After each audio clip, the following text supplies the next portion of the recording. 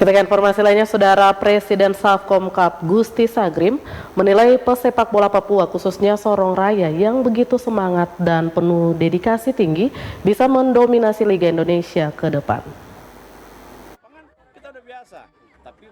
Hal ini diungkapkan Gusti Sagrim ketika menyaksikan turnamen sepak bola Malai Simsa Cup pertama di Stadion Kilometer 24 Kabupaten Sorong.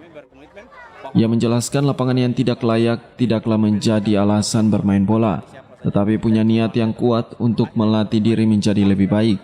Apalagi pemerintah menyediakan lapangan yang layak, bisa-bisa pemain Papua mendominasi Liga Indonesia. Presiden Safkom Gusti Sagrim mengungkapkan pandangannya tentang potensi pesepak bola di Papua, khususnya di wilayah Sorong Raya, yang dianggapnya memiliki semangat dan dedikasi tinggi. Menurutnya, para pemain sepak bola di daerah tersebut memiliki potensi besar untuk mendominasi Liga Indonesia jika diberikan kesempatan dan fasilitas yang memadai.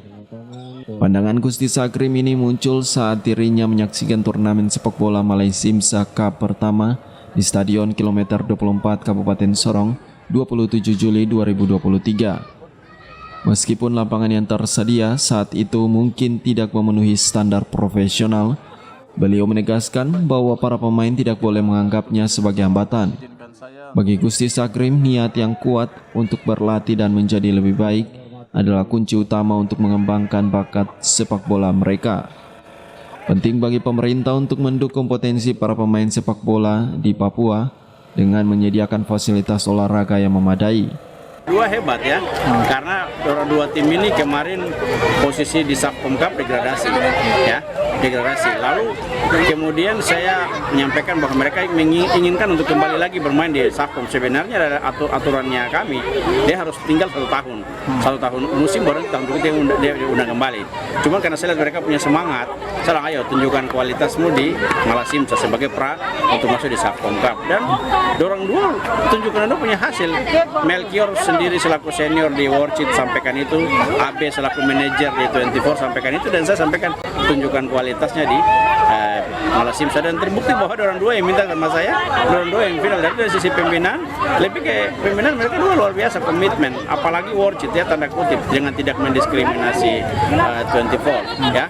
Pembinaan itu hampir pemain semua dalam lingkungan World itu, anak-anak yang mungkin lama ini tidak dilihat secara baik oleh kelompok, oleh masyarakat, dibina, dididik mereka sendiri sama-sama saling gotong royong, saling mengingatkan untuk menjaga mereka kebersamaan, lalu kompak itu muncul.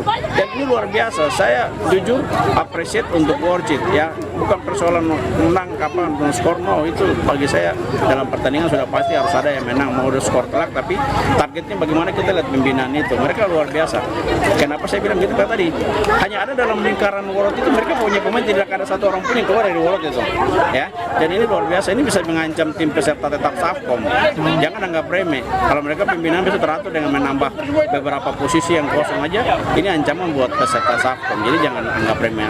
Jadi untuk 24 ya tadi mereka juga berkomitmen karena mereka menunjukkan kualitas untuk bisa masuk di Safkom Cup, dan terbukti hari ini mereka lolos final dan juara. Sekalipun dalam posisi mereka ada beberapa pemain yang notabene dari asal klub lain, dan itu menjadi catatan mereka untuk harus segera melakukan evaluasi untuk mencari posisi-pos yang diisi oleh tim pemain dari klub lain itu, karena bahaya kalau kemudian di Safkom Cup lalu pemain tersebut kembali kepada klubnya. Nah, ini lapangan yang buruk dari lapangan hoki. Kok sekarang aja baru berubah jadi Bawela tuh. Dulu kan kita bermain di lapangan yang buruk, tapi kan kita motivasi adalah bina pemain.